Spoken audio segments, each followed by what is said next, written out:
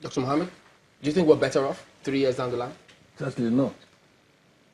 The reality in government and in policy making, whether in the economy, security, military, when you come into government, you inherit the assets and liabilities, and you cannot pretend to pick and choose what you will want to address. It is given to you, it's handed over to you, so it's a given. When this government came into power, it was obvious that the economy was in bad shape. Part of it had to do with forces beyond us, beyond our borders, that had to do with the running of the international economy, the capitalist system itself, and there was nothing anybody could do. But having admitted that, we also have to admit that the policy terrain, the economic management concepts and policies and the drivers were not properly handled. So whoever was coming into government in 2015, even if the government of 2015 had continued, it would have had to face the problems this government had to face. But having said so, however, I believe certain choices were made. They were deliberate choices. Those choices not only aggravated the recession, even if it was inevitable, it aggravated the recession and in fact turned the management of the national economy into a joke. Every Tom, Dick and Harry can be posted anywhere. I believe in management in general and economic management in particular, you have to pick the right people in the right places. And when you mix yourself up by saying that anybody who shares the same genes with you, who's your relation, can be posted into any ministry or any crony of yours, or every Tom, Dick and Harry can be given every single appointment simply because he is a personal friend, he is a crony, then we are in very serious trouble. Is that what's happening? It was what happened. I'm a little worried. I mean, when you talk about are we better, and you say we're not better off. Yes, there might be some areas that people might argue that we haven't made much improvement, or maybe we've even made, we've gone on reverse. But would you look at all the sectors and say we haven't made progress anywhere in 3 years? If I had the discussion taking place now correctly, I thought economics was introduced. And, one of... He also talked about security. No, hold briefly. on. Let's talk about economy, because the two or the three are intertwined.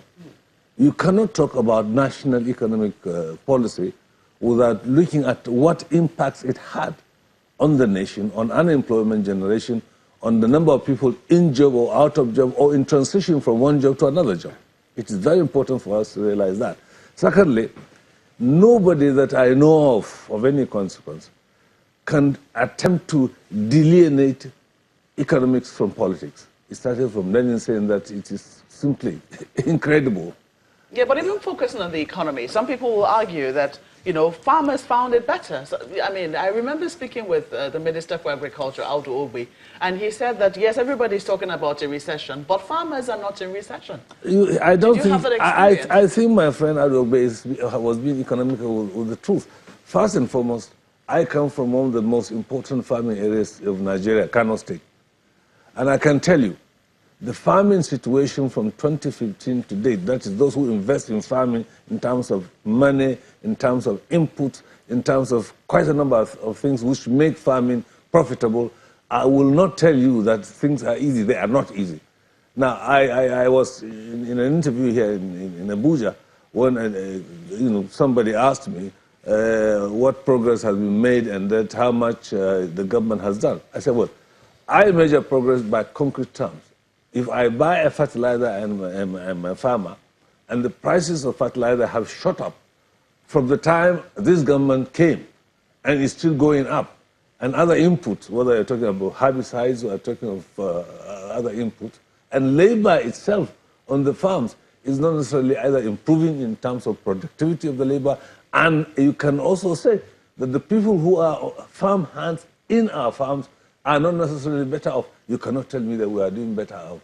Propaganda is no choice, is no substitute for concrete, achievable policy objectives. And I haven't seen any evidence to tell me that we have done well in farming policies.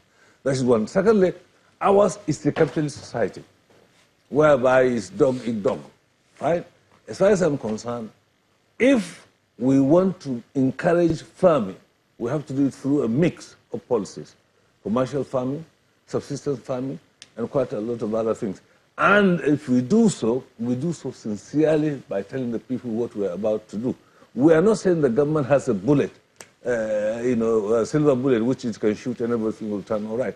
And besides, a lot of bad policies have gone before, and they are not likely to go overnight because we are not here. Government is no miracle. It is doing the diligent thing that has to be done so that at least some people can be better off. I have not seen that evidence in particular in economic policy, and I'm not impressed by the kind of characters who are running our economic policy. Can I respond to two issues? Because I have to respond from left to right today. Now, Madam Obi, with great respect, said something about averting recession. That I think we should interrogate ourselves more on that issue because we can't make blank statements without without providing details. Because when you say we could have averted recession, then we must go into details of how those countries who averted recession managed to avert recession, did it, how we even did it in the past in Nigeria, because we have slipped into recession in the past before in Nigeria. What happened? How did we do it? And what we could have done now to avert recession, or what could have done better than what the government did. Don't forget that in 2008, Nigeria oil prices crashed. We were almost slipped into recession. But how did we avert it? Everybody knows that we had a strong, a foreign reserve. And it was because of that we were able to cushion the effect on the microeconomics, indices at that time. We were able to cushion the effect. And so prices... How do you have strong foreign reserves? Because at that time, when Obasanjo left, he left very good foreign reserves. And so we were able to draw... We were talking about this government. No, I'm talking of what happened before in 2008. Compared to what happened now. But what happened now? Why were we not able to, to avert recession? Because at that point, our foreign reserves were depleted. At the point this government came, that it was depleted to almost about $29 billion from about $47 billion that they met.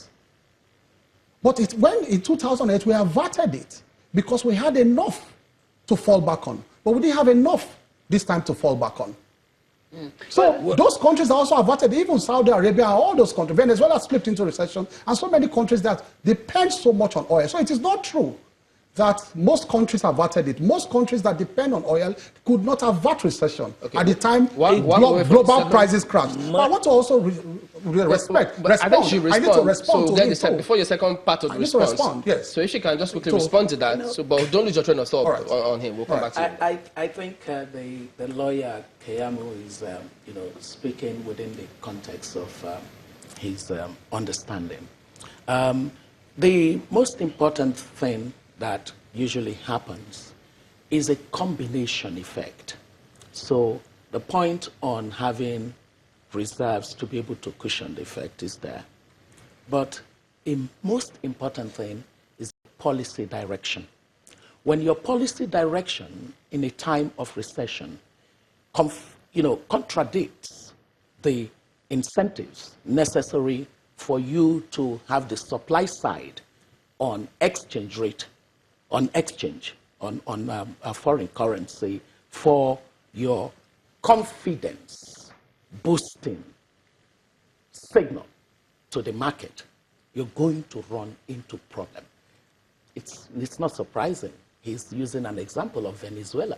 Venezuela is the worst example to use in comparing what happened with us, because Venezuela is a classic case of failed economic policy that drove it down the lowest rung. I think that... what country would we use? I mean, in comparison of... that you say would compare favorably with Nigeria? You had, even if you talked about countries in Africa, you had Algeria. You also would talk about even what Angola tried to do. When you look at what other countries like Russia and the rest of them tried to do, it was basically to keep a consistency in the signal that they were sending to the market. I think one of the other things that Mr. Keyamo has not taken into consideration is that when you know that you are in the region of possible recession, you understand what timely decision-making is all about. Economics is about confidence, market confidence, investor confidence, consumer confidence. That's what we use. And it is based on the kind of actions that a government is taking. This was a country where the government knew it was in a parlous state. It was taking over an economy in that state. And it felt that it could just relax until the problem showed up. That was a singular wrong move on the part of this administration. You said something about consistency of policy. You're saying policy wasn't consistent? I mean, wasn't. We've had let me just use a simple one here. Interest rates have remained constant for all this while. That's not an indication that could have helped in any way? No, you see, all of those price variables are interconnected, but they drive, some of the things that drive them are dependent on how you're looking at your monetary policy against your fiscal policies.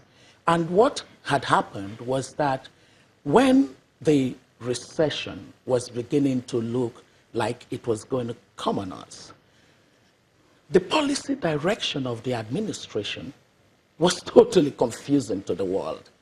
Boardrooms around the world have options. They are not looking to Nigeria as though Nigeria were the only game in town. And so if boardrooms were looking at Nigeria and our economic policy lacked clarity, and our economic policy was also a detour from that period that you spoke about, in the previous time when we had the oil price shock, and actually it was also really a financial crisis period. When we had that situation, because the central bank and the fiscal side managed things in a way that said no cause for alarm, the boardrooms took a cue from it. Okay.